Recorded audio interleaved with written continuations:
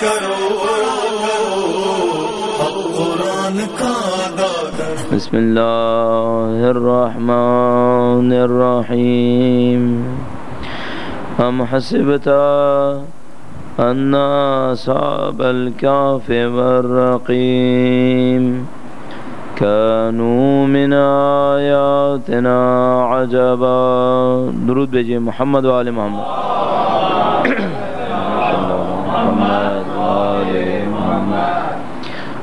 پروردگار عالم نے ہر نبی اور ہر رسول کے ساتھ کوئی نہ کوئی معجزہ ارسال فرمایا تاکہ وہ معجزات انسان کو نبی کی شناخت کرنے میں مدد دیں اور ان معجزات کے ذریعے سے نبی اپنے مقام کی پہچان کروا سکیں دوسرے عام انسانوں کے سامنے. اور یہ جو معجزات انبیاء علیہ السلام لے کر آتے تھے ان میں سے ہر معجزہ اپنے زمانے سے کچھ نہ کچھ مطابقت رکھتا تھا. لہذا حضرت عیسیٰ علیہ السلام کو معجزہ شفاعت کے باب میں دیا گیا جس کا تعلق طب سے تھا اور اس زمانے میں طبابت کے اوپر انتہائی اہمیت دی جاتی تھی. اور حضرت موسیٰ علیہ السلام کو جادوگری سے مشابہت رکھنے والا ایک معجزہ عنایت فرمایا گیا کیونکہ اس زمانے میں جادوگری کو بہت زیادہ اہمیت حاصل تھی. لیکن نبی اکرم کا معجزہ قرآن کریم کی صورت میں ہے اور قرآن کریم ایک ایسا آفاقی پیغام ہے جو ہر زمانے میں اپنے معجزہ ہونے کو ثابت کیا کرتا ہے. اور اس کا معجزہ ہونا کتاب ہدایت ہونے میں ہے کہ یہ انسانوں کو ہدایت دیا کرتا ہے، اپنی ہدایت کے ذریعے سے انسانوں کو کمال تک پہنچانے کا وسیلہ فراہم کرتا ہے.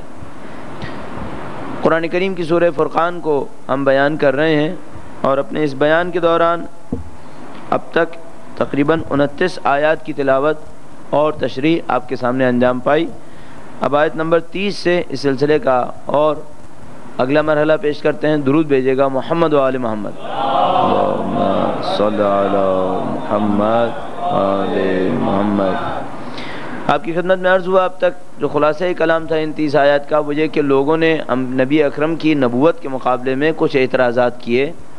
ابتداً یہ کہا کہ فرشتہ ساتھ کیوں نہیں نازل ہوتا، نبی کے پاس مقام کیوں نہیں ہے، خزانہ کیوں نہیں ہے، نبی کے پاس باغ کیوں نہیں ہے. مختلف قسم کے اعتراضات نبی اکرم کی نبوت پر ہوئے، یہاں تک کہ پروردگار عالم نے انسانوں کو توجہ دلائی قرآن کریم کی طرف کہ ہمارا یہ پیغام تمہارے سامنے موجود ہے. اور اس قرآن کریم کے حوالے سے اگلی چند آیات پروردگار عالم نے نازل فرمائیں. بسم اللہ الرحمن الرحیم. وقول الرسول یا رب ان قوم اتخذوا هذا القرآن مہجورا وكذلك جعلنا لكل نبي عدوا من المجرمين وكفى بربك هاديا ونصيرا. نبی اکرم کے زبان سے نکلنے والا یہ جملہ پروردگار عالم نے قرآن کریم میں بیان فرمایا ہے کہ اور رسول نے عرض کیا خداوندہ میری اس قوم نے قرآن سے دوری اختیار کر لی ہے. آپ تصور فرمائیے تو یہ جملہ انتہائی عجیب جملہ ہے کہ اس زمانے میں مدینے کے اندر کوئی مسلمان گھر ایسا نہیں تھا جہاں پر قرآن کریم کی تلاوت نہ ہوتی ہو. اور جب قرآن کریم کی تلاوت ہوا کرتی تھی تو مشہور اس طرح سے تھا کہ مدینے سے ایسے آواز آیا کرتی تھی کہ جیسے کوئی شہد کی مکھیوں کے چھتے سے آواز آیا کرتی ہے. اور مدینے میں قرآن کریم کی اس کیفیت کے باوجود نبی اکرم ارشاد فرما رہے ہیں کہ اے اور رسول نے عرض کیا خداوندہ میری اس قوم نے قرآن سے دوری اختیار کر لی ہے، میری اس قوم نے قرآن کریم کو ترک کر دیا ہے. جو لفظ استعمال ہوا یہاں مہجور ہے یعنی ترک کر دینا. بس اگر کوئی آدمی اپنے وطن کو ترک کرتا ہے تو ہم کہتے ہیں ہجرت کر لی اس نے. نبی اکرم فرما رہے ہیں میری قوم نے قرآن کریم کو مہجور کر دیا ہے، اس کو ترک کر دیا ہے. اور یہ جملہ اپنے اندر آفاقی مفہوم رکھتا ہے، وہ یہ کہ جہاں کہیں بھی کوئی قوم قرآن کریم سے استفادہ نہ کرے بس یہ کہلایا جائے گا کہ اے اللہ میری قوم نے اس قرآن کریم کو ترک کر دیا ہے. تھوڑا سا ہم یہ جاننے کی کوشش کریں گے کہ قرآن کریم کو ترک کر دینے کے عنوان کیا کیا ہو سکتے ہیں، کس صورت میں یہ کہا جائے گا کہ قرآن کریم کو ترک کر دیا گیا ہے. درود بھیجیے گا محمد و آل محمد. صلی علی محمد آل محمد. فرض فرمائیے کہ ایک قوم کے اندر گھروں میں قرآن کریم موجود نہیں ہے، گھر میں قرآن نہیں ہے، مسجدوں میں قرآن نہیں ہے، قرآن کریم کہیں موجود ہے، پڑھا نہیں جاتا ہے، رکھا ہوا ہے، ایک آدھ نسخہ ہے پورے شہر کے اندر، تو اس کو ہم کہیں گے قرآن کریم کو ترک کر دیا۔ یہ وہ چیز ہے جو ہمیں سمجھ میں آتی ہے، اور ہم یہ سمجھتے ہیں کہ یہ ترک کی سب سے بڑی نشانی ہے کہ گھروں میں قرآن نہیں ہے۔ آپ کسی گھر میں گئے اور آپ نے پوچھا کیا قرآن کریم ہے، اور اس نے کہا کہ نہیں ہے، تو ہم کہیں گے اس نے قرآن کریم کو ترک کر دیا ہے۔ یہ ترک کی ایک کیفیت ہے جو ہمیں سمجھ میں آ رہی ہے۔ اور ترک کی کیا کیفیت ہو سکتی ہے؟ وہ یہ ہو سکتا ہے کہ قرآن کریم گھر میں تو ہے لیکن پڑھنے والا کوئی نہیں ہے۔ قرآن کریم گھر میں رکھا ہوا ہے، اور جیسے کہ ہمارے یہاں رسم ہے کہ ہم قرآن کریم کو جزدان کے اندر رکھا کرتے ہیں۔ بری رسم نہیں ہے، اچھی رسم ہے، قرآن کریم کا احترام ہونا چاہیے، لہذا اس کو ہم جزدان میں رکھا کرتے ہیں، لیکن جزدان کو کچھ اس طرح سے رکھتے ہیں کہ جیسے اب اس کو کھولنے کا کوئی ارادہ نہیں ہے۔ یعنی ایک تو جزدان کے اندر کپڑے کے اندر لپیٹ کے رکھتے ہیں، اس کے بعد ایک باکس ہوتا ہے جس کو ہم جزدان تعبیر کر رہے ہیں، اس کے اندر رکھتے ہیں، پھر اس کو بھی کسی انتہائی اونچی جگہ کے اوپر رکھ دیتے ہیں۔ اگر یہ سب تقدس کے لیے ہو تب تو بہت اچھا ہے۔ اگر یہ تقدس کے لیے ہے، احترام کے لیے ہے کہ بھئی ایسا نہ ہو کہ بچے بے احترامی کر گزریں، ایسا نہ ہو کہ لوگ اس کے ساتھ جو ہے وہ اہمیت نہ دیں، اگر اس کے لیے ہو تب تو بہت اچھا ہے۔ لیکن اگر اس لیے ہے کہ اب روزانہ استعمال کرنے میں ایک مشقت ہے کہ کون جائے وہاں سے اٹھائے پھر نکالے کھولے پڑھے، تو آدمی یہ سوچتا ہے کہ ٹھیک ہے ہفتے میں ایک دو دفعہ کر لیا تو کر لیا، روزانہ تو ہم نے کرنا ہی نہیں ہے۔ اگر یہ سوچ کر رکھا ہے تو یہ ترک کرنا ہے قرآن کریم کو، آپ نے قرآن کو ترک کر دیا اس طرح۔ یہ دو مصداق ہو گئے قرآن کریم کو ترک کرنے کے، کہ ہم نے اس طرح سے کیا ہوا ہے کہ ہم ہفتے میں ایک آدھ دفعہ یا مہینے میں ایک آدھ دفعہ پڑھ لیا کرتے ہیں۔ بدقسمتی سے اکثر گھروں کے اندر اتنا بھی نہیں ہے، اکثر گھروں کے اندر قرآن کریم معمولاً کسی کے مرنے پر ہی پڑھتے ہیں، تو کوئی مرتا ہے تو ہم قرآن کریم کو پڑھ لیا کرتے ہیں۔ اور قرآن کریم کا بدقسمتی سے استعمال کیا ہے ہمارے ہاں، تو یہ ہے کہ منظر تو بہت اچھا ہوتا ہے کہ جب کسی گھر سے کوئی بچی رخصت ہو کے جا رہی ہوتی ہے تو اس کے سر پہ قرآن رکھ دیتے ہیں، لیکن یوں لگتا ہے کہ اس سے کہتے ہیں کہ اب اس کو اتنا ہی اونچا رکھنا ہے، اس کو چہرے کے سامنے نہیں لانا ہے۔ نہیں معلوم کیوں اس طرح کا ایک پیغام بھی ساتھ جا رہا ہوتا ہے کہ بہت اونچا رہے گا، چہرے کے سامنے کبھی نہیں آئے گا، تو بچی چلی جاتی ہے اور قرآن کریم کو اتنا ہی اونچا رکھتی ہے کہ پھر کبھی ہاتھ لگانے کی ضرورت نہ پڑے۔ ہمارے یہاں اس طرح ہو رہا ہے، اور ہر طرح یعنی آپ تصور فرمائیے قرآن کریم کے جو موارد ہیں استعمال کے، وہ تمام کے تمام ہجر قرآن میں شامل ہوں گے، تمام کی تمام ترک قرآن میں ہیں۔ اچھا، اور یہ تو ہو گیا ترک قرآن، اور ترک قرآن کیا ہو سکتا ہے؟ ترک قرآن یہ ہے کہ ہم نے کھولا روزانہ قرآن کریم کی تلاوت ہو رہی ہے، روزانہ تلاوت ہو رہی ہے، اس میں کوئی شائبہ نہیں ہے، ہر روز تلاوت کر رہے ہیں، اور قرآن کریم کی عربی کو انتہائی اچھے لہن میں ادا بھی کرتے ہیں، پڑھتے بھی ہیں۔ لیکن عجیب بات یہ ہے کہ اگر آدھے گھنٹے پڑھتے ہیں تو کوئی فرق نہیں پڑتا کہ 10 منٹ پڑھتے تب بھی کچھ سمجھ میں نہیں آیا، آدھے گھنٹے پڑھے تب بھی کچھ سمجھ میں نہیں آیا۔ اب اگر اس کو دنیاوی مثال میں دیکھا جائے تو اس کو کیا سے دیکھا جائے؟ ہم اس طرح سے دیکھیں گے کہ فرض کر لیجئے میرے پاس ایک مینول ہے، ایک گاڑی ہے، بہت پیچیدہ گاڑی، میں نہیں چلا پا رہا اسے۔ کوئی مثال لے لیجئے، کوئی بھی مشین ہے آپ کے پاس جو آپ نہیں چلا پا رہے، اس کا ایک مینول آپ کے ساتھ ہے، وہ مینول آپ نے لے لیا ہے، بہت مشقتوں سے آیا آپ کے پاس، آپ نے بہت مصیبتوں سے لیا ہے، اور اس کو آپ نے انتہائی حفاظت سے لاکرز تک کے اندر رکھا ہوا ہے۔ آپ صبح کو نکالتے ہیں، وہ مینول دیکھتے ہیں، تمام صفحات اس کے پڑھتے ہیں، پڑھنے کے بعد دوبارہ لاکر میں بند کر دیتے ہیں۔ اور کوئی پوچھتا ہے کہ بھائی اگر تمہیں مینول پڑھ لیا ہے تو یہ مشین چلانی آ گئی ہے؟ تو آپ جواب میں دیتے ہیں کہ بھائی پڑھتا تو میں ہر روز ہوں، لیکن مشکل یہ ہے کہ وہ جاپانی زبان میں ہے، مجھے آتی نہیں ہے۔ سوال اگلا یہ ہوگا کہ کیا آپ اتنے عقل مند ہوں گے کہ آپ یہ کام کریں گے؟ پھر اس مینول کے آپ کو کیا فائدہ ہو رہا ہے؟ تو فوراً پوچھنے والا آپ سے پوچھے گا کہ بھائی اگر وہ جاپانی زبان میں ہے تو آپ نے ترجمہ حاصل کیوں نہیں کیا اب تک، اور آپ کو پڑھنے کا پھر کیا فائدہ ہوا؟ ہاں یہ ہے کہ قرآن کریم کی عربی میں بھی نورانیت ہے، میں اس بات کا معتقد نہیں ہوں کہ عربی میں کوئی نورانیت نہیں ہے، عربی میں یہ سمجھتا ہوں ذاتی طور پہ نورانیت ہے، لیکن قرآن کریم صرف نورانیت کو اس طرح منتقل کرنے نہیں آیا ہے، بلکہ عمل کے ذریعے سے سب سے پہلے مرحلے میں آیا ہے کہ پہلے مرحلے میں آپ عمل کے ذریعے منتقل کریں۔ تو وہ پڑھنا بھی کافی نہیں ہوا، پڑھنے کے بعد اگلا مرحلہ یہ ہوا کہ آپ کو سمجھ میں آنا چاہیے۔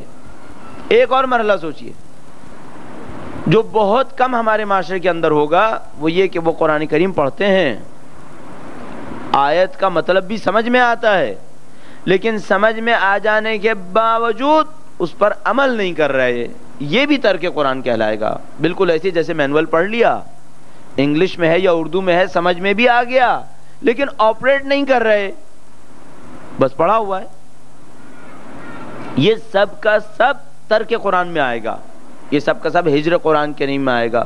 اور نبی اکرم ان تمام کے اوپر اللہ کے حضور فریاد کر رہے ہیں کہ یا قوم اتخذوا ھذا القرآن مہجورا، اے پروردگار میری قوم نے اس قرآن کریم کو مہجور کر دیا ہے، ترک کر دیا ہے معاشرے کے اندر۔ درود بھیجے گا محمد و آل محمد، اللہم صلی علی محمد آل محمد۔ تو سب سے پہلی ضرورت جو ہم سمجھتے ہیں قرآن کریم کے حوالے سے ہوگی، اور یہ جو ہم نے عشرہ مبارکہ کے اندر اس عشرے میں کوشش کی وہ اسی حوالے سے ہے کہ قرآن کریم اور اس کی تعلیمات معاشرے کے اندر کسی طریقے سے بار بار سامنے آئیں، یعنی قرآن کریم جزدانوں سے نکلے، آپ کی مطالعے کے اندر آئے، اور ایسا ہو کہ آپ نورانیت کے حصول کے ساتھ ساتھ ہدایت کے حصول کے لیے قرآن کریم کو بار بار دیکھیں۔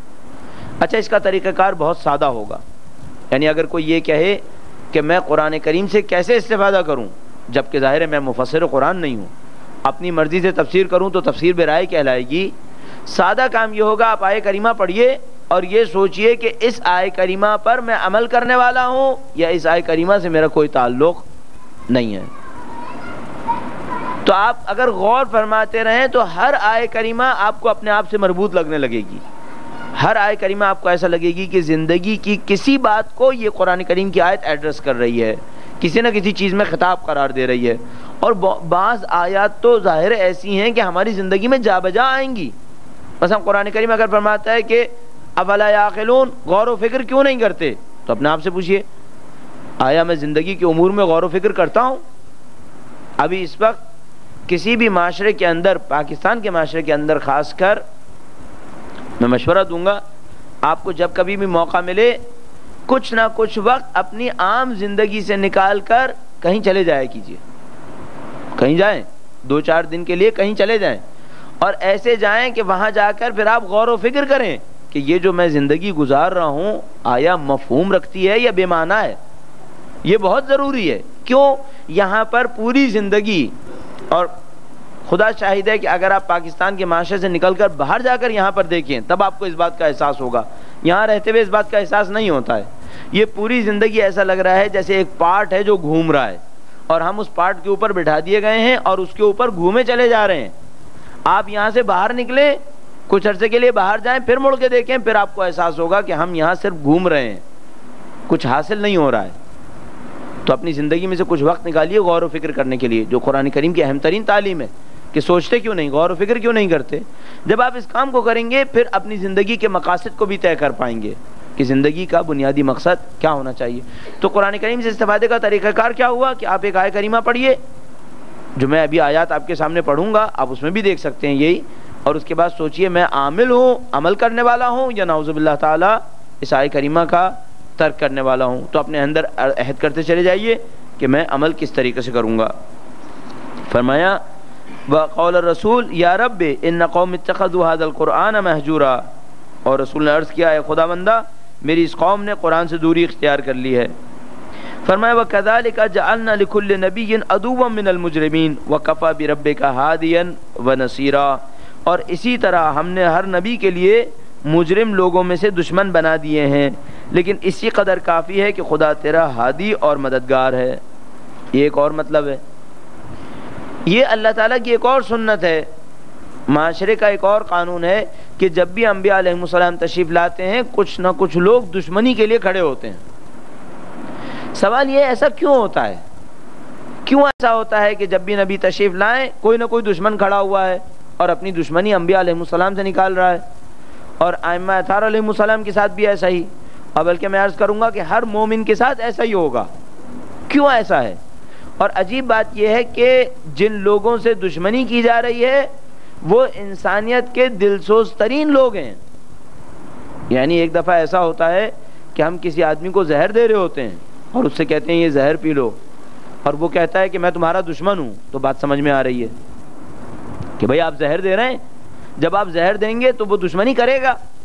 پھر ایک موقع پر آپ ایک پیاسے کو صاف پانی دے رہے ہیں اور وہ کہہ رہے ہیں میں پھر بھی دشمنی کروں گا. اب سمجھ میں یہاں نہیں آتی کہ بھائی جب یہ صاف پانی دے رہے ہیں تب کوئی دشمنی کیوں کر رہا ہے؟ انبیاء علیہ السلام کیا انسانوں کے نقصان کی کوئی بات کہہ رہے ہیں کیا؟ انسانوں کے گھاٹے کی تو کوئی بات نہیں کہی. ائمہ اطہار علیہ السلام نے کیا انسانوں کے گھاٹے کی کوئی بات کہی ہے؟ تو کوئی نقصان کی بات نہیں کہی ہے. پھر دشمنی کیوں کر رہے ہیں؟ اس مطلب کو ہمارے خیال میں انتہائی غور سے دیکھنے کی ضرورت ہے. درود بھیجیے گا محمد و آل محمد.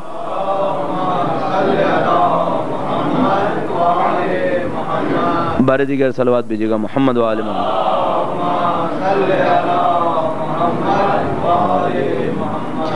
کیوں انبیاء علیہ السلام کی دشمنی کی جاتی ہے؟ تو آپ ہمیشہ اس بات کو دیکھیے گا کہ معاشرہ ظلم کے اعتبار سے، ظالم کے اعتبار سے چند لوگوں کے ہاتھ میں قیدی بن جاتا ہے.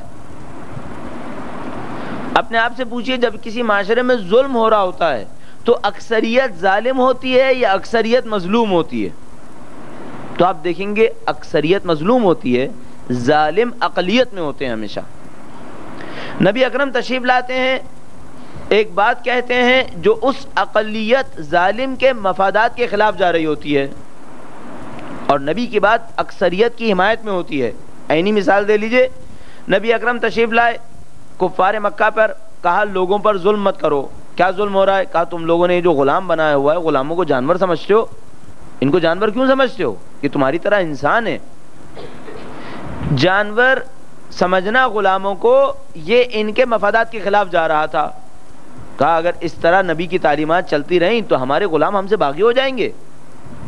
نبی اکرم تشریف لائے، کہا تم نے لوگوں کو بت پرستی میں مبتلا کر دیا ہے. لوگ بتوں کے سامنے سر جھکاتے ہیں، اور جب یہ بتوں کے سامنے سر جھکاتے ہیں، نذرانے چڑھاتے ہیں، تو تم لوگ آ کر بتوں کے بدلے نذرانے اٹھاتے ہو. لوگوں کو دھوکہ دے رہے ہو. اس دھوکے بازی کو بند کرو. اکثریت مظلوم تھی، اکثریت ظلم کا نشانہ بن رہی تھی، اقلیت تھی جو ظلم کرنے والی تھی. نبی کا کلام کبھی بھی اکثریت کو نقصان نہیں پہنچاتا ہے، اس ظالم اقلیت کو نقصان پہنچا رہا ہوتا ہے.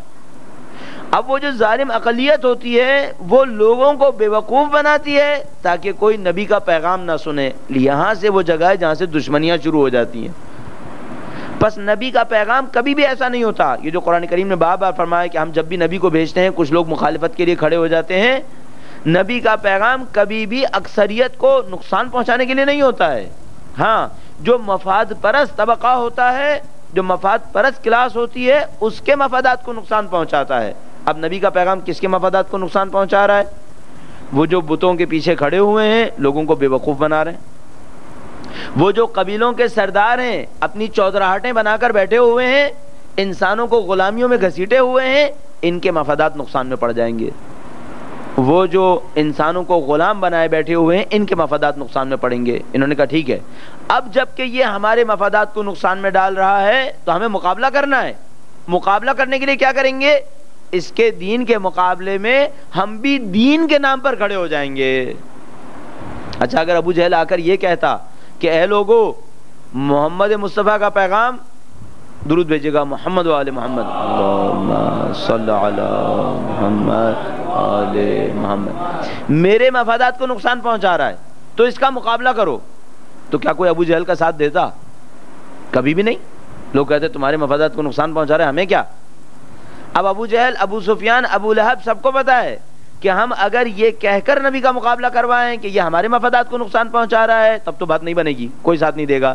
تو فوراً کیا کہہ دیا؟ کہا یہ بت پرستی کو توڑنے آیا ہے نا، یہ تمہارے دین کو خراب کرنے آیا ہے، اس کا مقابلہ کرو.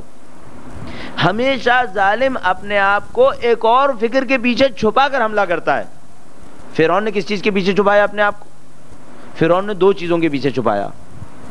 جیسے حضرت موسیٰ تشریف لائے، کہا کہ اے فرعون بنی اسرائیل کو آزاد کر دے، اللہ کی اطاعت میں آ جا. فوراً لوگوں سے کہا اس آدمی نے تمہیں نقصان پہنچانے کی ٹھانی ہے. کہا کیا نقصان پہنچایا ہے؟ کہا دو چیزوں کو. پہلی بات، یہ تمہارے اجداد کے دین کو ختم کرنے کے لیے آیا ہے. بس کس کا سہارا لیا؟ دین کا سہارا لیا. دین کے مقابلے میں کہا ہم ایک مصنوعی دین بنائیں گے، اس دین کے ذریعے سے نبی کا مقابلہ کریں گے. ایک اور کام کیا، کہا یہ تمہارے ملک میں فساد پھیلانے آیا ہے. یہاں پہ کس چیز کا سہارا لیا ہے؟ قوم پرستی کا سہارا لیا ہے، کہا تمہارے ملک میں فساد مچانے آیا ہے، اور تم جانتے ہو یہ تو اجنبی آدمی ہے۔ اجنبی آدمی کیوں ہے؟ یہ بنی اسرائیل کا ہے نا، بنی اسرائیل فلسطین سے آئے تھے یہاں پر، کہا یہ اجنبی آدمی ہے۔ اب اس فرعون کو پتا ہے کہ اگر لوگوں سے میں یہ کہوں کہ یہ موسیٰ آئے ہیں لوگوں کو آزادی دلانے کے لیے، نجات دلانے کے لیے، اور تمہاری آزادی اور نجات میں میری حکومت ختم ہو جائے گی، ظاہر کون فرعون کا ساتھ دے گا؟ بس ہمیشہ جو انبیاء علیہ السلام کی جنگ کسی اور کے ساتھ رہتی ہے، یہ دو دین کی جنگ نہیں ہوتی ہے، دو مفادات کی جنگ ہوتی ہے۔ ایک اللہ کہ جو انسان کے مفادات کے لیے حکم دے رہا ہوتا ہے، اور دوسرا مفاد پرست طبقہ جو اپنے مفادات کی جنگ لڑ رہا ہوتا ہے۔ آپ نے اتنا سن لیا، اب بتائیے گا کیا آج یہ جنگ ختم ہو گئی ہے؟ پھر آج مفاد پرست سے کیوں نہیں لڑ رہا؟ یا اگر لڑ رہا ہے تو مجھے بتائیے کہاں لڑ رہا ہے؟ آج کیوں ہو گیا ایسا کہ دین اور مفاد پرست ساتھ ساتھ چل رہے ہیں؟ پہلے تو نہیں ہوا، انبیاء علیہ السلام کے زمانے میں نہیں ہوا تھا ایسا، اب ہو گیا ہے۔ بس دو باتیں ہیں، یا تو یہ کہ آج کے زمانے کا مفاد پرست بہت اچھا ہو گیا ہے کہ اس نے دین قبول کر لیا ہے اور وہ دین کے راستے پر چل نکلا ہے، پھر اس کو بھی کوئی مشکل نہیں ہے، دین کو بھی کوئی مشکل نہیں ہے، یا یہ کہ یہ وہ دین بن گیا ہے جو مفاد پرست کے ہاتھ میں کھلونا ہے۔ اور بدقسمتی سے زیادہ تر ایسا ہی ہے۔ اب کس کے ہاتھوں میں کھلونا ہے آج کا دین؟ سیاست دانوں کے ہاتھوں میں کھلونا۔ جس کسی کو اپنی سیاست چمکانی ہو دین کا سہارا لے کے آ جائے گا، کوئی بھی ہو وہ یہی کام کرے گا۔ کیوں؟ اس کو پتا ہے لوگ دین کے نام پر جان دینے کو تیار ہیں، میرے نام پر جان کوئی نہیں دے گا، تو کیا کرے گا؟ دین کا ڈھکوسلا کرے گا، دین کے نام پر سامنے لے کے آئے گا اور ہمیشہ لوگوں کو مصیبت میں ڈال دے گا۔ پاکستان کی 55 سالہ سیاسی تاریخ اگر آپ مشاہدہ فرمائیے، جب کبھی بھی عوامی تحریک چلتی ہے دین کے نام پر چلتی ہے، اور بدقسمتی سے چلانے والے لوگ وہ ہوتے ہیں جن کا کوسوں دور سے کوئی تعلق نہیں ہوا کرتا۔ بس ہمیں ایک بصیرت کی ضرورت ہے، وہ یہ کہ دین کے نام پر اس کے پیچھے جاؤ جو سب سے پہلے خود دین کا سب سے بڑا عامل ہو، دین پر سب سے زیادہ عمل کرنے والا ہو، اس کے پیچھے دین کے نام پر جائیے۔ آپ نے یہ سوچ لیا ہم آپ کو ایڈریس نہیں کرنا چاہ رہے، یعنی پورے پاکستان، پوری دنیا کے اندر کیوں ہم نے یہ سوچا ہے کہ دین کے نام پر اس کے پیچھے چلا جائے جو خود بھی دین پہ عمل نہ کرے؟ ایسے کیسے ہو سکتا ہے؟ بس دین کے نام پر ایک معیار بننا چاہیے۔ اب ہمارے ملک کے اندر کیا ہے؟ آپ غور فرمائیے، آپ میں سے جو جوان ہیں ظاہر ہے وہ تو نہیں ہوں گے، 77 میں ضیاء الحق کا دور شروع ہوا، دین کے نام پر کیا بے وقوف نہیں بنایا اس آدمی نے۔ یہ جتنی فرقہ واریت کی مصیبت ہم جھیل رہے ہیں یہ ساری اسی کے نظام کی ہے۔ اور کیا نام دیتا تھا آپ کو یاد ہوگا؟ نظام مصطفیٰ۔ یہ نظام مصطفیٰ تھا جو دہشت گردی پھیلا رہا تھا، یہ نظام مصطفیٰ تھا جس کی جڑوں کو اب ہم فرقہ واریت کے درخت میں دیکھ رہے ہیں، اور جس نے اب ہمارے جوانوں کا خون بہایا ہے اور بہا رہا ہے، اور نہیں معلوم کب تک اور بہائے گا۔ دین کے نام پر دھوکے کی بدترین مثالیں یہ ہیں۔ یہ وہ جگہ ہوتی ہیں جہاں انبیاء کھڑے ہو جاتے ہیں اور کہتے ہیں ہم دین کے نام پر دھوکے کی اجازت کبھی نہیں دیں گے۔ اور اگر صحیح فرمائیے، کیوں خلفاء ائمہ اطہار کے دشمن تھے؟ کسی عباسی خلیفہ کو کیا جا رہا تھا کہ وہ امام ائمہ اطہار علیہ السلام کی دشمنی کرتا تھا؟ کیوں بنی امیہ اہل بیت اطہار علیہ السلام کے دشمن تھے؟ بنیادی وجہ یہی تھی کہ جانتے تھے کہ جب ہم لوگوں کو دین کے نام پر دھوکہ دیں گے یہ لوگوں کو دین کے نام پر زندہ کرنے کی کوشش کریں گے، یہ لوگوں کو دھوکے سے نکالنے کی کوشش کریں گے۔ یہی وہ جگہ تھی جہاں ان کے مفادات ٹکرا رہے تھے، ایک اہل بیت اطہار جو اللہ کے نام پر لوگوں کو زندہ کرنے کی کوشش کر رہے تھے، اور ایک یہ بنی عباس و بنی امیہ جو دین کے نام پر لوگوں کو بے وقوف بنانے کی کوشش کر رہے تھے۔ درود بھیجے گا محمد و آل محمد، صلی محمد و آل محمد۔ بس ایک بات طے شدہ ہے، آپ جب بھی حق بات کہیں گے، انبیاء کے راستے پر چلیں گے، مخالفت کا آنا ضروری ہے۔ کیوں؟ یا تو آپ ایسی حق بات کہہ رہے ہیں جو کسی کے نقصان میں نہیں جا رہی، تو آج تک ایسا نہیں ہوا ہے۔ حق بات باطل کے نقصان میں جاتی ہے، جب باطل کے نقصان میں جائے گی تو وہ آپ کو دشمن سمجھے گا، اپنی دشمنی بھی کرے گا۔ آپ کی بات کسی کو کچھ نہیں کہہ رہی ہے، اس کا مطلب ہے آپ ایسے حق بات کہہ رہے ہیں جو اب تک نہیں کہی گئی ہے، کہیں نہ کہیں دشمنی نکلے گی۔ بس میں اس جملے کو قطعاً قبول ہی نہیں کرتا۔ اگر کوئی ہم سے یہ کہے فلاں آدمی بہت اچھا ہے، سب لوگ اسے اچھا کہتے ہیں. یہ بات ہمیں سمجھ میں نہیں آتی. کیوں؟ اس کی وجہ یہ ہے کہ اگر یہ بہت اچھا ہے تو برے کیوں اس کو اچھا کہہ رہے ہیں؟ بروں کو تو اس کو برا کہنا چاہیے. اگر برے بھی کہہ رہے ہیں کہ یہ بہت اچھا ہے، اس کا معاملہ کچھ خراب ہو گیا ہے، معاملے میں کچھ گڑبڑ ہو گئی کہ برے بھی یہ کہہ رہے ہیں. ہاں ایک دفعہ کیا ہے، اچھے کی اچھائی میں برے بھی اعتراف کر رہے ہیں. یہ بات بھی سمجھ میں آ رہی ہے کہ ہاں بھائی ایک آدمی نمازی ہے اور برے بھی اعتراف کر رہے ہیں کہ یہ نمازی ہے. یہ بات سمجھ میں آتی ہے. ایک دفعہ کہتے ہیں یہ آدمی اچھا ہے اور برے بھی کہتے ہیں ہاں جو کچھ کرتا ہے اچھا کرتا ہے. اب معاملہ خراب ہے. کیوں؟ اگر اس آدمی کا کام اچھا ہے، حق پر مبنی ہے، تو بروں کے مفادات کو نقصان پہنچائے گا، اور جب بروں کے مفادات کو نقصان پہنچائے گا تب بھی برا یہ کہے کہ یہ اچھا ہے. یہ بات سمجھ میں نہیں آتی، آج تک نہیں ہوا. اور اگر آپ نے مثال دیکھنی ہے تو میں کہوں گا سب سے بڑی مثال امیر المومنین کی ذات مقدس کی مثال ہے. درود بھیجے محمد و آل محمد.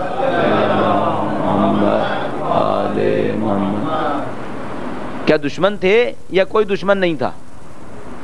نہ صرف دشمن تھے بلکہ جانی دشمن تھے، خون کے پیاسے تھے امیر المومنین سے. بغض کرنے والے، اتنے بغض کرنے والے کہ جمعے کی نمازوں میں اذانوں میں امیر المومنین کے نام پہ سب و شتم کرتے تھے. میں اردو میں اس کا ترجمہ کر دوں تاکہ ہمارے جوانوں کو سمجھ میں آئے بھائی کہ مجھے اچھا نہیں لگے گا، کہ وہ ممبروں پر جا کر امیر المومنین کے نام پر گالیاں دیا کرتے تھے. جمعے کی نماز میں، اذانوں کے اندر، ہر نماز پر اس شدت کے ساتھ کہ اگر کوئی خطیب کسی نماز کے دوران امیر المومنین کو گالیاں نہیں دیتا تھا تو اس کو سزا دی جاتی تھی کہ تم نے یہ کام کیوں نہیں کیا. 60 سال تک یہ کام انجام پایا ہے. اس حد تک دشمن تھے امیر المومنین کے. پھر میں اور آپ یہ کہیں کہ ہم حق کے راستے پر چلیں گے اور کوئی ہمارا دشمن نہیں ہوگا، یہ کیسے ہو سکتا ہے؟ ان کے سب دشمن تھے. تو آپ مطمئن رہیے کہ صرف ایک راستہ ہے کہ کسی کا کوئی دشمن نہ ہو. وہ کیا؟ بے اصولی آدمی ہو. یہ اگر کسی کا کوئی اصول نہیں ہے، ہر چیز میں کہتا ہے ہاں تم بھی صحیح ہو، تم بھی صحیح ہو. جیسے کہ ہم نے ایک مثال بنائی ہے، آپ کی خدمت میں شاید عرض کی ہے کہ ایک آدمی نے کوئی بات کہی، 2 آدمی کے درمیان جھگڑا ہوا، تیسرا آدمی اس کے سامنے گیا، کہا تم جو کہہ رہے ہو صحیح کہہ رہے ہو. اس کا جو مخالف تھا اس نے اپنے آرگومنٹس دینا شروع کر دیے کہ میں صحیح کہہ رہا ہوں. تو اس سے کہا تم بھی صحیح کہہ رہے ہو. اب اس سے بھی کہہ دیا تم صحیح کہہ رہے ہو اور اس سے بھی کہہ دیا تم صحیح کہہ رہے ہو. ایک تیسرا آدمی دیکھ رہا تھا، وہ آیا، کہنے لگا تو عجیب آدمی ہے، اس کو بھی تو نے کہا کہ تم صحیح کہہ رہے ہو، اس کو بھی تو نے کہا تم صحیح کہہ رہے ہو، کہنے لگا تم بھی صحیح کہہ رہے ہو. ہمیں کیا، ہم تو سب کو کہتے ہیں صحیح کہہ رہے ہو. اگر کوئی اتنا بے اصولی ہو جائے پھر کوئی مخالف نہیں ہوگا، پھر سب دعائیں دے رہے ہوں گے. لیکن اس کے ساتھ دین نہیں چلے گا. پھر دین میں تو حق بات کہنی پڑتی ہے.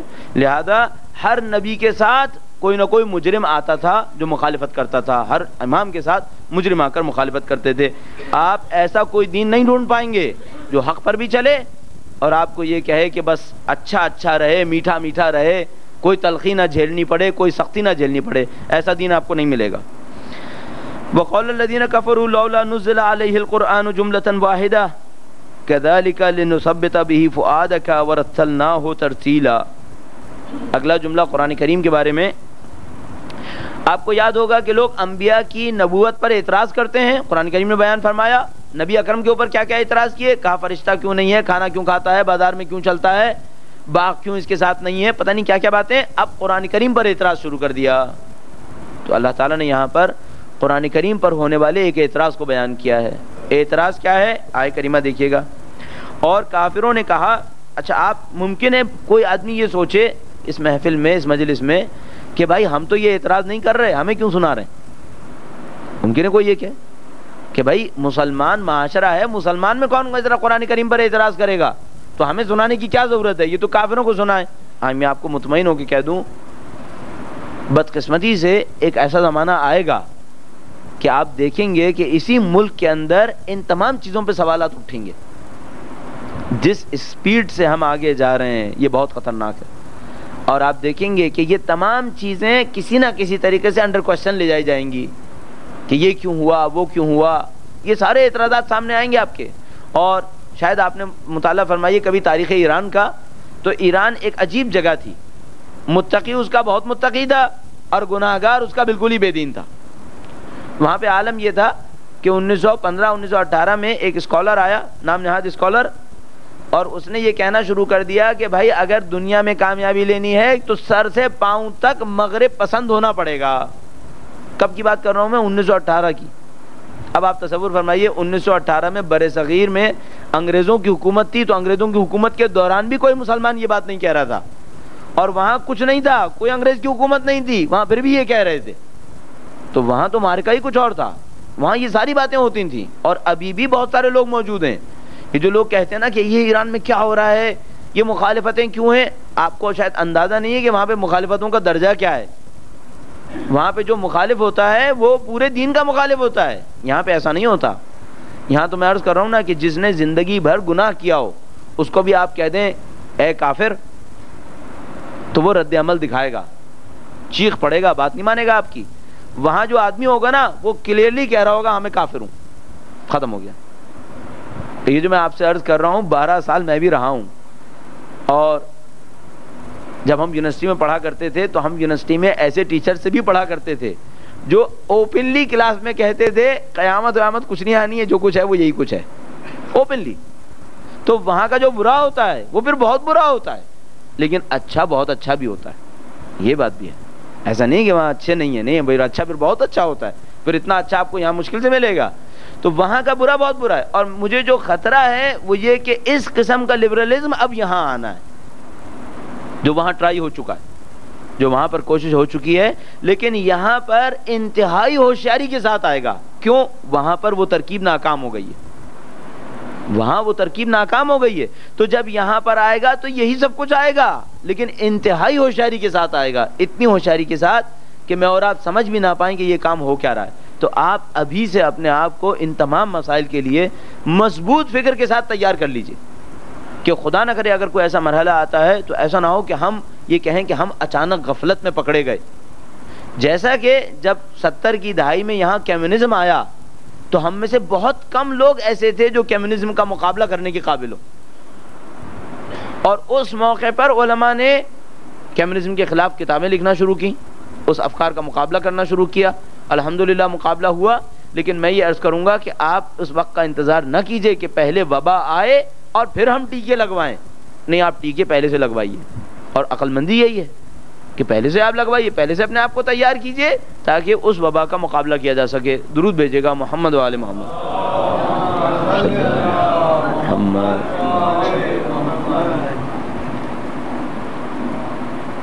بار دیگر درود بھیجے.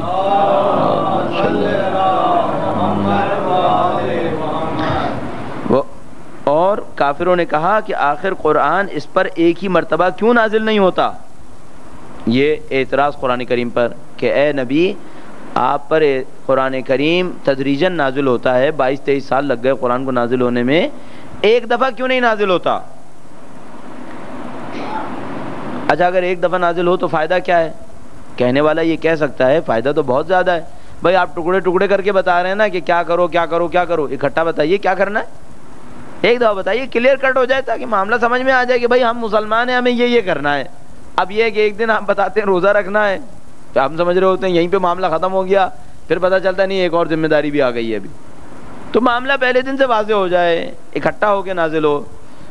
کیا ہم لوگ یہ اعتراض کر پائیں گے؟ یعنی آج کے زمانے کا, ظاہر آج کے زمانے کا تو کوئی اعتراض نہیں کر سکے, اب تو اکٹھا نازل ہو گیا, اب تو ہے ہمارے پاس. اس زمانے کے لوگوں نے اعتراض کیا کہ کیوں ایسا نہیں ہوا کہ نبی اکرم پر قرآن اکٹھا نہیں آتا. اللہ تعالیٰ نے اس کا جواب ارشاد فرمایا کذالک, اس طرح سے ہے کہ ہم اس کو تدریجاً نازل کرتے ہیں تاکہ ہم تیرا دل محکم اور استوار رکھیں, اور ہم نے اسے تجھ پر تدریجاً پڑھا ہے. فرمایا اے نبی ہم نے قرآن کریم کو اکٹھا نازل نہیں کیا, تدریجاً نازل کیا. اب ذرا اس کے اندر مصلحت دیکھیے, پروردگار عالم ارشاد فرماتا ہے تاکہ آپ کے دل کو مضبوط کریں. بہت سارے جواب اس کے اوپر ملتے ہیں ہمیں کہ قرآن کا مطلب کیا ہے, دل کو مضبوط کریں. ایک بہت سادہ سا جواب اس طرح سے ہے, نبی اکرم کسی مشکل میں پڑھتے تھے, اللہ کا بھیجا ہوا فرشتہ آتا تھا اور اللہ کے کلام کو نبی تک پہنچا دیا کرتا تھا, ایک نئی ہمت نبی کے اندر آتی تھی. پھر کسی مشکل میں پڑے, پھر نبی کے پاس فرشتہ آیا اور پھر فرشتے نے آ کر اپنا پیغام نبی کو پہنچا دیا, ایک دفعہ اور ہمت بڑھی. بالکل اس طرح سے ہے کہ آپ ایک دفعہ کسی دیار غیر میں گئے ہوں, انتہائی سخت جگہ ہو, مصیبت کی جگہ ہو, وہاں پر کوئی آپ کا یار و یاور نہ ہو, آپ کا کوئی دوست ہو جو آپ کے ملک میں ہے, اب وہ کیا کرتا ہے, ہر 2 دن کے بعد 2 منٹ کے لیے ٹیلی فون کال کرتا ہے, ہر 2 دن کے بعد 2 منٹ کے لیے ٹیلی فون کال کرتا ہے. کیا عقل مندی ہے کہ اس سے کہا جائے 24 گھنٹے اکٹھی کال کر لو؟ ظاہر ہے کہ نہیں ہے. عقل مندی یہ ہے کہ ہاں آہستہ آہستہ کرے, تھوڑے تھوڑے وقفے سے کرتا رہے تاکہ دل مضبوط رہے, کام کو اچھے طریقے سے انجام دے. پھر اب اور بہت سارے جواب بھی سوچے جا سکتے ہیں. قرآن کریم میں کچھ واقعات, کچھ آیات جنگ بدر کے بارے میں ہیں, کچھ آیات جنگ احزاب کے بارے میں ہیں, کچھ آیات فتح مکہ کے بارے میں ہیں. اب سوال یہ ہے, اگر اکٹھا نازل ہو, پہلے نازل ہو یا بعد میں نازل ہو؟ اگر آپ یہ کہو کہ اکٹھا نازل ہونے کا مطلب یہ ہے کہ پہلے سے سارا کچھ نازل ہو, تو ابھی جنگ بدر ہوئی نہیں ہے اور واقعے سے مربوط آیت آ جائے, ابھی جنگ خندق ہوئی نہیں ہے اور واقعے سے مربوط آیت آ جائے, فائدہ کیا ہوگا پھر اس کا؟ کسی کی سمجھ میں آئے گا کہ یہ کیا ہوا؟ اور اگر کہیں سارا کا سارا آخر میں آئے, تو جب ہدایت کی ضرورت تھی تب تو آیت آئی نہیں, اور 20 سال کے بعد آیت کریمہ اکٹھی آ گئیں کہ وہ جو تمام 20 سال کے دوران تمہیں مصیبتیں آتی رہیں, اس کے حل یہ تھے. نہ پہلے آنا معقول تھا نہ بعد میں آنا معقول ہے. یہی معقول ہے کہ قرآن کریم آہستہ آہستہ تدریجاً قلب نبی اکرم کے اوپر نازل ہو. درود بھیجئے محمد و آل محمد, صلی اللہ محمد آل ورتلناہ ترتیلا, اور ہم نے اسے تجھ پر ٹھہر ٹھہر کر پڑھا ہے. پروردگار ارشاد فرماتا ہے ہم نے ٹھہر ٹھہر کر آپ پر پڑھا ہے. اچھا, یہی جو رتلناہ ترتیلا ہے, یہ قرآن کریم نے ہم مسلمانوں کو بھی حکم دیا ہے. ہم مسلمانوں کو بھی قرآن کریم نے حکم دیا ہے کہ جب تم قرآن کو پڑھو تو ٹھہر ٹھہر کر پڑھو. اس سلسلے میں ایک بہت نفیس حدیث یہاں پر تفسیر نمونہ نے لکھی ہے, اور میں چاہوں گا کہ یہ حدیث آپ کی خدمت میں عرض کرتا چلوں. عبداللہ ابن عباس سے روایت ہے یہ, میں نے عرض کیا یا رسول اللہ, ترتیل کیا ہوتی ہے؟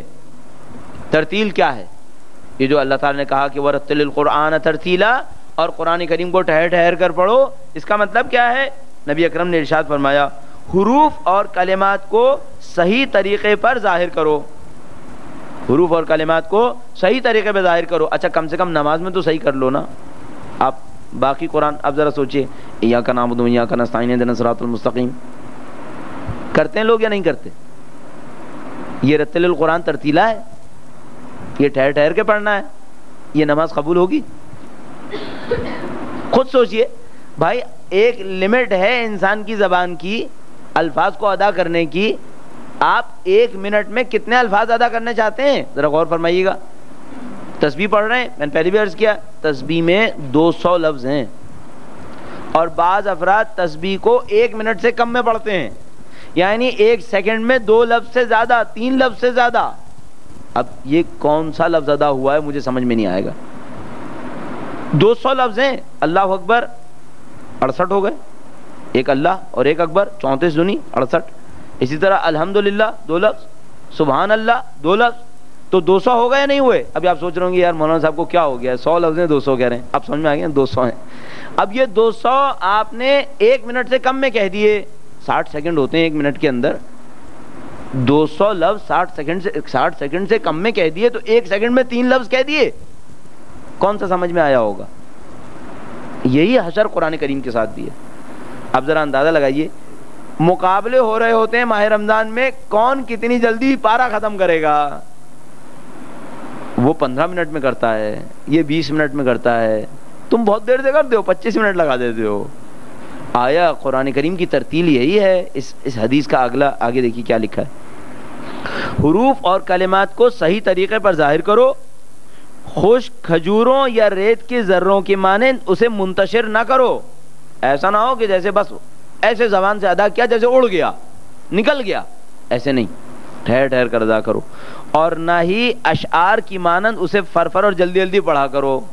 اب آپ کے ذہن میں نہیں آئے گا اشعار کو فرفر پڑھنا کیسے ہوتا ہے, چونکہ آپ نے عربی میں کبھی کوئی شعر یاد نہیں کیا ہوگا.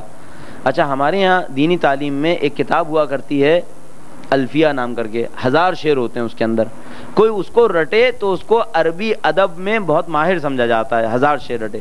اب وہ رٹنے والے جو بچے رٹا کرتے ہیں وہ میں آپ کے سامنے عرض نہیں کر پاؤں گا کہ وہ مثلا جو لکھا ہے شیر کو نہ رٹو، شیر کی طرح نہ رٹو، وہ میرے ذہن میں ہے کہ وہ کس طرح سے رٹا کرتے ہیں، فی الحال ابھی اس کو عرض نہیں کرتا۔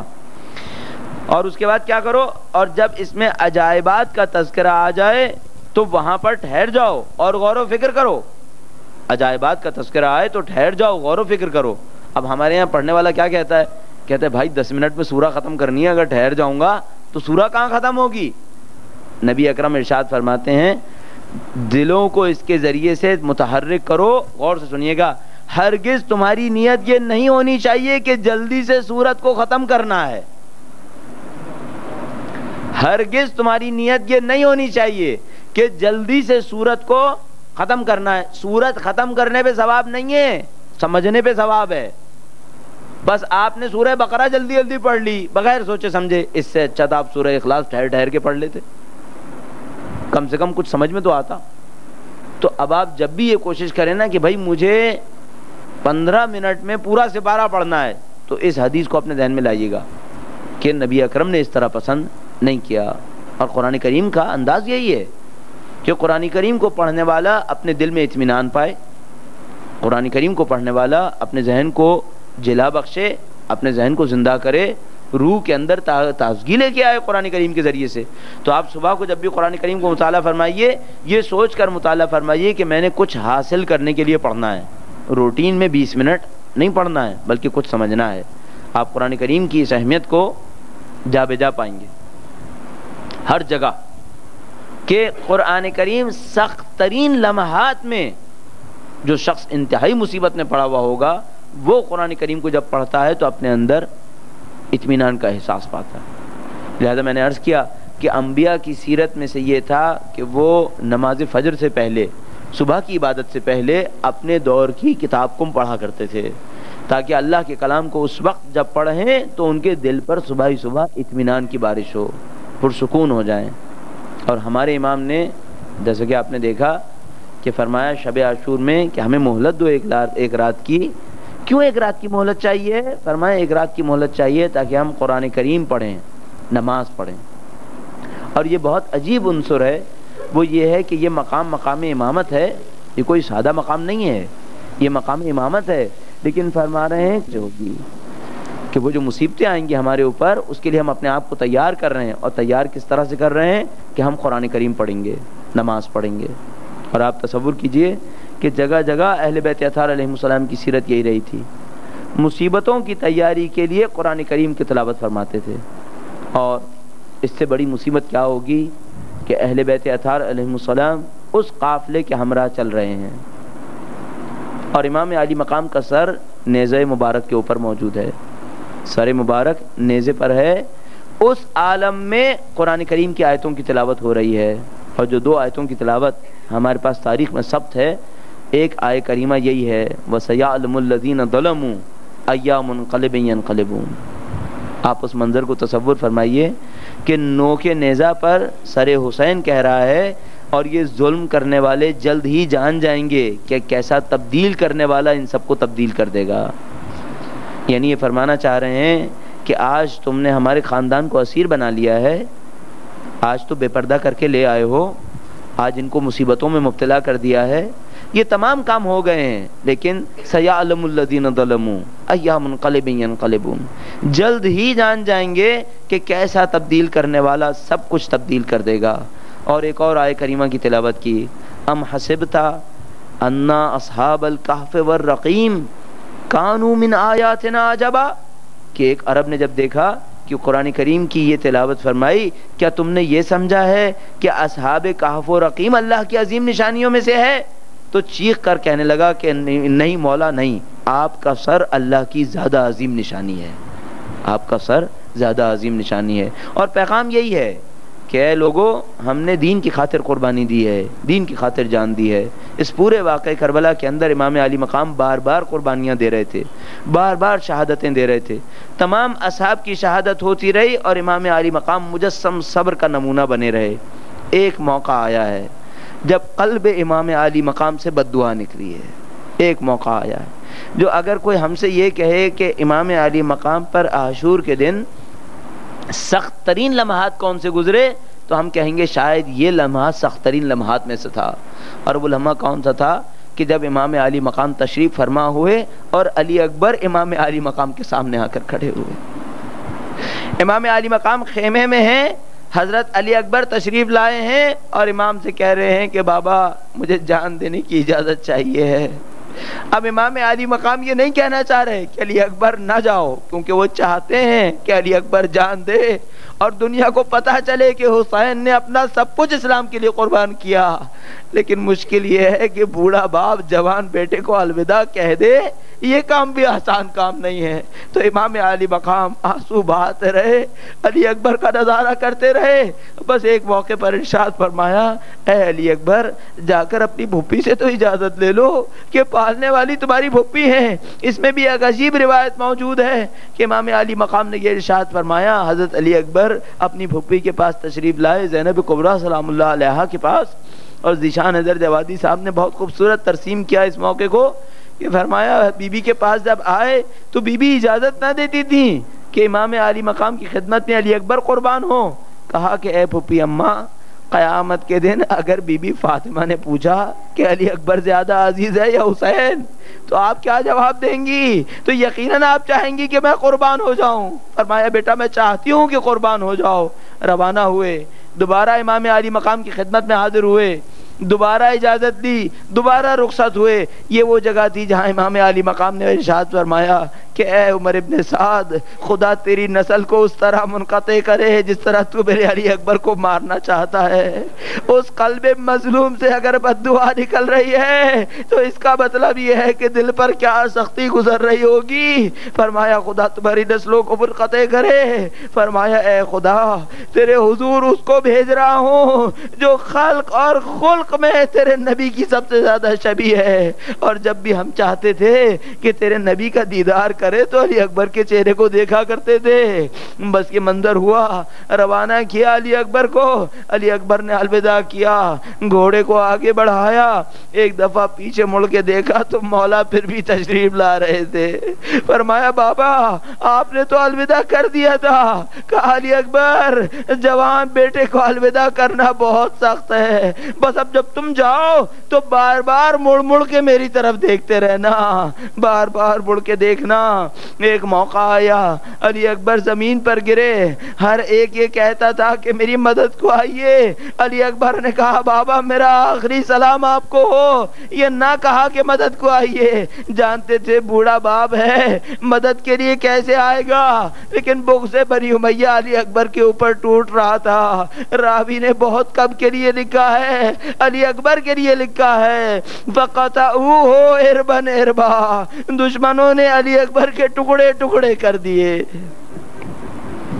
وَسَيَعْلَمُ الَّذِينَ ظَلَمُوا أَيَّ مُنْقَلِبٍ يَنْقَلِبُونَ۔